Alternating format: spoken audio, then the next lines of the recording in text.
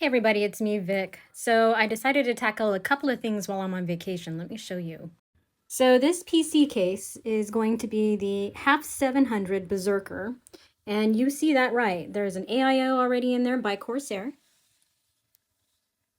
I don't know if y'all can see the logo. It's on the side somewhere. There we go.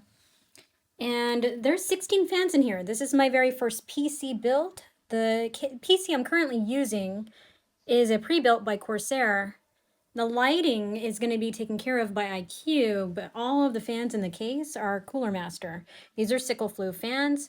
These are reversible. These are reversible, and the rest are normal. So I'm excited. I am really excited to get this started, and cable management is actually on point. Thanks for watching.